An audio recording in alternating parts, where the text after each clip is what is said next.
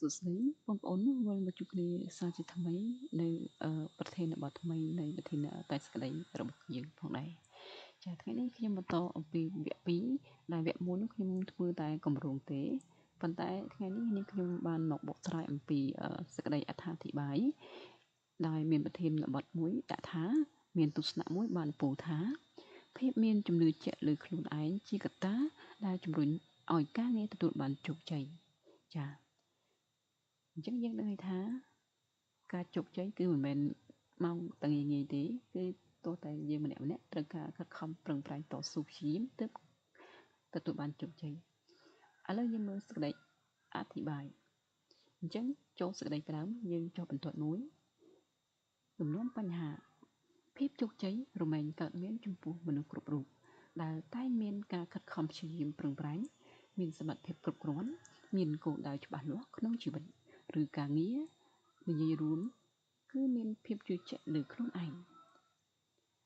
ដូច្នេះហើយកន្លែងនេះបញ្ជាក់គឺយើងចូលលំចំណូលបញ្ហាគឺយើងប្រធាននៅក្នុងសញ្ញាអភ័ន្តរៈមកដាក់ដោយយើងភ្ជាប់នៅគ្នាភ្ជាប់សេចក្តីមួយចំនួនអញ្ចឹងដូច្នេះហើយឬក៏ដូច្នេះហើយដូច្នេះទើបមានទស្សនៈមួយបានពោលថាមានភាពមានជំនឿជាក់លើខ្លួនឯងគឺជាកត្តាដែលជំរុញឲ្យការងារទទួលបានជោគជ័យយើងចូលចំណោទបញ្ហាគឺចោទសួរបែបប្រធានពន្យល់តើគំនិតរបស់ប្រធានខាងលើមានអត្ថន័យយ៉ាងដូចម្តេចខ្លះបន្ទាប់មកយើងចូលតួមាន5ចំណុចដូចខ្ញុំនិយាយដដែលអញ្ចឹងគឺគ្រាភ្ជាប់សេចក្តីពន្យល់ពាក្យពន្យល់ន័យបកស្រាយនិងសរុបចាឥឡូវយើងចូលគ្រាភ្ជាប់សេចក្តីយើងចុះបន្ទាត់មកមុននឹងឈានចូលការបកស្រាយនៅប្រធានខាងលើឲ្យបានក្បោះក្បាយយើងគួរយល់ន័យនៃរបស់ឃ្លានិងពាក្យកន្លឹះមួយចំនួនសិនពាក្យថាភាពជំនឿជាក់លើខ្លួនឯងគឺជាការជឿជាក់លើខ្លួនឯងទុកចិត្តលើខ្លួនឯងស្គាល់សមត្ថភាពរបស់ខ្លួនបានច្បាស់លាស់ចំណែកឯពាក្យថាជោគជ័យគឺជាការទទួលបានលទ្ធផលល្អការឈ្នះលើបញ្ហាអ្វីមួយការទទួលបានអ្វីដែលជាទីប្រាថ្នារបស់ខ្លួនចាអញ្ចឹងយើងបញ្យល់ពាក្យហើយយើងចូលមួយទៀតគឺ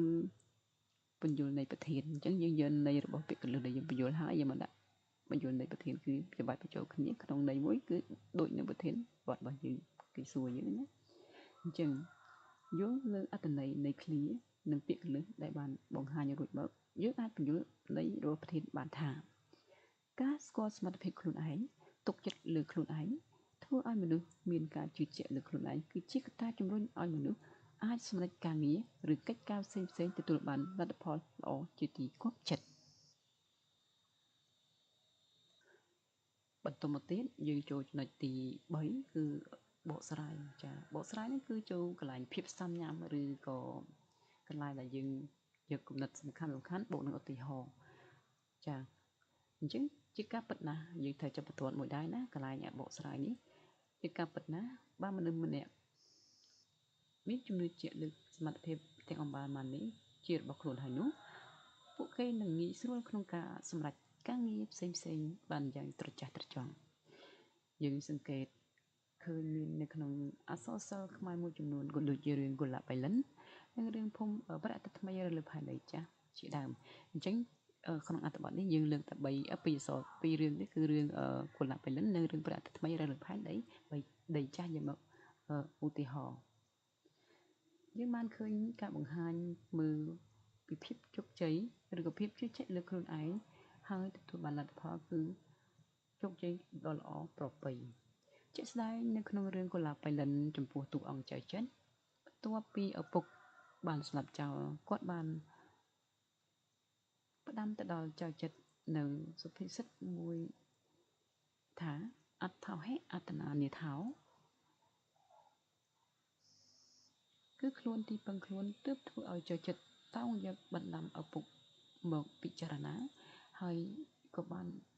ដាស់តឿនសតិចៅចិនឲ្យកាត់ ឡើងនៅភាពជឿជាក់លើខ្លួនឯងបានយ៉ាងច្បាស់លាស់ទៅលើសមត្ថភាពផ្សេងៗដូចជាសមត្ថភាពផ្លូវកាយចិត្តមានសុខភាពល្អកម្លាំងមាំមួនអាចធ្វើការងារធ្ងន់ៗបានដូចជាការងារជាកម្មករជាត្បូងរែកត្បូងនៅក្នុងកិច្ចដ្ឋានលោករតនសម្បត្តិទោះបីជារូបរាងរបស់គេពុំសូវមានសាច់ឈាមបរិបូរណ៍ទីមួយទៀតគឺសមត្ថភាពផ្លូវចិត្តចិត្តមានការតស៊ូអំណត់ព្យាយាមក្នុងការងារជាកម្មករជាត្បូងនិងការងារផ្សេងៗដូចជាជូនចៅឲ្យងាយទៅកន្លែងនានាជូននារីដើរផ្សារដើរកាន់កន្ត្រករញរយូរដោយពុំមានការខ្មាស់អៀនភ្នែកញឹកទោះបីគេមើលយ៉ាងណាក៏ដោយនិងក៏មានភាពក្លាហានអាចអត់ទ្រាំនឹងពាក្យរិះគន់របស់គុណរីដូចជាពាក្យសម្ដីគុណរីនិយាយស្ដីឲ្យចៅចិត្តថាកម្មករនេះស្កើមដូចជាអ្នកញៀនអភេននិងមានកម្លាំងជីកដីបានឬប៉ានិងពាក្យរិះគន់របស់បល័តស្រុកស្ដីឲ្យចៅចិត្តមិនក៏គាត់ឯងប្រហើនម្លេះក្រែងគ្រាន់តែជាអ្នកស៊ីឈ្នួលគេទេឬចៅចិត្តអង្គអាចក្លាហានហ៊ានប្រយុទ្ធជាមួយនឹងចៅព្រៃខិតខំព្យាយាមធ្វើការតាំងពីខ្លួននៅជាកម្មកររហូតដល់ក្លាយជាអ្នកគ្រប់គ្រងឥណ្ឌូរ៉ែអញ្ចឹងសមត្ថភាពផ្លូវជាបញ្ហាដំណើរជីវិតបានបង្ហាញថាចៅចិត្តឬសូត្របានចេះដឹងមានសញ្ញាបត្រឬប្រកាសនីយបត្រចេះជំនាញជួសជុលឡាននិងនៅពេលដែលលោកលួងរតនសម្បត្តិត្រូវការធ្វើដំណើរទៅស្រុកសង្កែតែរថយន្តបែរជាខូចហើយបានចៅចិត្តជាអ្នកជួយពិនិត្យនិងជួសជុលរហូតតតែឆេះបានចៅចិត្តមានបញ្ញាវាងវៃចាអញ្ចឹងកាលនេះខ្ញុំរៀនអក្សរខុសបន្តិចណាគឺបញ្ញាមិនបញ្ហាទេវាងវៃចេះដោះស្រាយបញ្ហាពេលមានអាសន្នដូចជាពេលដែលរថយន្តខូចកិនក្នុងព្រៃហើយកំពុងភ្លៀងអ្វីមកដាំស្លបានពេលនោះចៅចិនក៏បានយកចានស្ពាន់សម្បែតមួយមកជំនួសវិញនិងចេះប្រើចិត្តសាស្ត្រក្នុងការប្រស្រ័យទាក់ទងបានយ៉ាងល្អទីបំផុតចៅចិនក៏ខ្លាចខ្លួនទៅជាម្ចាស់ឥណ្ឌូរ៉ែដ៏ល្បីឈ្មោះនៅស្រុកប៉ោះប៉ៃលិននិងស្វាមីដ៏ល្អរបស់ខុនរីដូច្នេះក្នុងរឿងនេះយើងក៏បានសង្កេតឃើញតួអង្គខុនរីដែលជាកូនស្រីដ៏ឆ្មើងឆ្មៃរបស់លោករណិតលួងរតនសម្បត្តិដែលជាស្ថិតត្បូងដ៏ធំនៅស្រុកប៉ោះប៉ៃលិននេះនាងគឺជឿជាក់លើសមត្ថភាពខ្លួនឯងក្នុងការជ្រើសរើសចៅចិត្តជាអនាគតដោយបានសង្កេតពិនិត្យលើអាកប្បកិរិយាអត្តចរិតសម្ដីសម្ដៅចំណេះដឹងដែលចៅចិត្តមានរួមផ្សំនឹងការតស៊ូអត់ធ្មត់ព្យាយាមស្មោះត្រង់ភក្ដីភាពចំពោះចៅហ្វាយនាងដែលទាំងអស់នេះហើយជាគុណសម្បត្តិដែលធ្វើឲ្យនាងមានភាពជឿជាក់លើខ្លួនឯងក្នុងការសម្រេចយករូបចៅចិត្តធ្វើជាគូអនាគតហើយទីបំផុតនាងក៏បានទទួលនៅសុភមង្គលស្របតាមការសម្រេចចិត្តដ៏ប្រកបដោយភាពជឿជាក់នេះរីឯលោកលួងរតនសម្បត្តិលោកក៏មានភាពជំនឿជឿជាក់លើខ្លួនឯងក្នុងការប្រគល់ការងារអណ្ដូងរ៉ែគ្រប់គ្រងបញ្ជីស្នាមនិងប្រគល់នាងខុនរីឲ្យទៅជាប្រពន្ធរបស់ចៅចិត្រដោយឈរលើលក្ខណៈសម្បត្តិរបស់និងភាពស្មោះត្រង់របស់ចៅចិត្រនេះហើយដែលធ្វើឲ្យលោកព្រមប្រគល់កូនស្រីទៅឲ្យចៅចិត្រហើយការជឿជាក់ក្នុងសម្ដេចនេះហើយដែលត្រឡប់បានមកវិញគឺអាជីវកម្មអណ្ដូងរ៉ែមានការរីកចម្រើននិងកូនស្រីទទួលបានសុភមង្គលយ៉ាងប្រសើរក្រៃលែងរួមទាំងគ្រួសារនិងកម្មករទាំងពួងដែលធ្វើការនៅទីនោះដូចនេះដែរបើយើងពិនិត្យសង្កេតមកលើនៅក្នុងរឿងព្រះអាទិត្យថ្មីលើផែននឹងចាស់អញ្ចឹងយើងចូលរឿងមួយទៀតណាចឹងអស់រឿងកុលាបផែនយើងចូលរឿងព្រះអាទិត្យថ្មីលើផែនដីចាស់ដូចគ្នានេះដែររឿងព្រះអាទិត្យថ្មីឬផែនដីចាស់យើងសង្កេតឃើញតួអង្គផ្សេងជាច្រើនដែលមានលក្ខណៈប្រហាក់ប្រហែលនឹងតួអង្គដែលបានលើកមកបង្ហាញនៅខាងលើមានតួអង្គសួនសំបើយើងឃើញសមត្ថភាពផ្នែកផ្លូវកាយគឺមានសុខភាពល្អកម្លាំងមាំមួនអាចរកស៊ីអាចធាក់ស៊ីក្លូដើម្បីចិញ្ចឹមជីវិត សមត្ថភាពផ្លូវចិត្តគឺសមមានសណ្ដាប់ធ្នាប់មានសន្តានចិត្តល្អតស៊ូអត់ធ្មត់ព្យាយាមនិងមានភាពស្មោះត្រង់និងមានភក្ដីភាពចំពោះប្រពន្ធសមត្ថភាពផ្លូវបញ្ញាសមមានមនសិការទុច្ចរិតសុចរិតសំទោសសុចរិតមិនព្រមជឿតាមការដឹកនាំរបស់អ្នកមានគំនិតអាក្រក់ដូចជាសៅជាដើមសមមានការជឿចាប់និងភ្ញាក់រលឹកចេះស្គាល់ពីកំហុសរបស់ខ្លួនចេះជួយការពារផលប្រយោជន៍របស់វណ្ណៈខ្លួន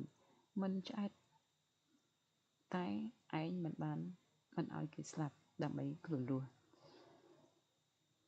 ដោយការជឿជាក់លើសមត្ថភាពពិតដែលខ្លួនមានស្មារតីតស៊ូរហូតខ្លាចជាប្រធានក្រុមអ្នករត់ស៊ីក្លូហើយទីបញ្ចប់ក៏បានខ្លាចជាប្រធានផ្នែកសហគមន៍កសិកម្មនៅតំបន់ស្រុកស្រែចម្ការដែលខ្លួនរស់នៅចំណែកយើងសយវិញជឿជាក់លើសមត្ថភាពខ្លួនជឿជាក់ប្តីពិតជាអាចធ្វើការងារធ្ងន់ស្រាលជឿជាក់លើថាប្តីពិតជាមានភក្ដីភាពចំពោះខ្លួនហើយចុងក្រោយនាងក៏ទទួលបានការស្រឡាញ់ថ្នាក់ថ្នមពីប្តីទោះស្ថិតនៅស្ថានភាពក្រីក្រ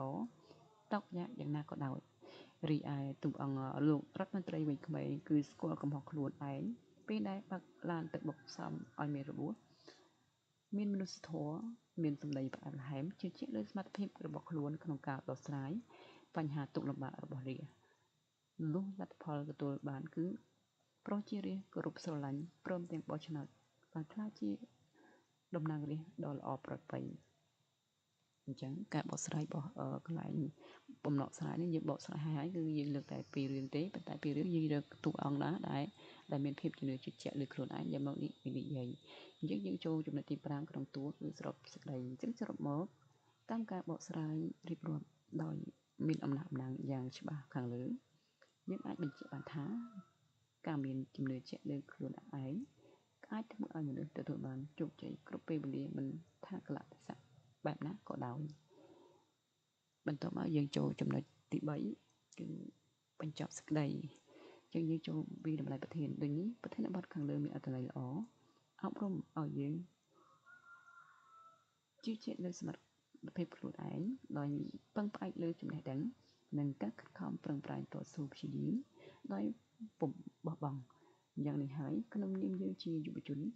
យុវនារីជាសិស្សានុសិស្សត្រូវខិតខំប្រឹងប្រែងរៀនសូត្រពង្រឹងចំណេះដឹងពង្រឹងសមត្ថភាពរបស់ខ្លួនគ្រប់ពេលវេលាដើម្បីជំរុញឲ្យការងារទទួលបានជោគជ័យនិងអនាគតភ្លឺស្វាងអញ្ចឹងការបកស្រាយរបស់នាងខ្ញុំនៅពេលនេះគឺបានចប់ដោយប៉ុណ្ណេះហើយខ្ញុំសូមអភ័យទោសរកកំហុសនិយាយស្ដីមិនសូវលះឬក៏មិនច្បាស់ដោយសារបញ្ហាសុខភាពមួយចំនួនអញ្ចឹងជួបគ្នានៅវីដេអូថ្មីប្រធានបទថ្មីទៀតអញ្ចឹងសូមអរគុណសូមជម្រាបលាកុំភ្លេចជួយ Subscribe ផង Channel នេះលើ YouTube មានឈ្មោះថាខ្មែរអរគុណ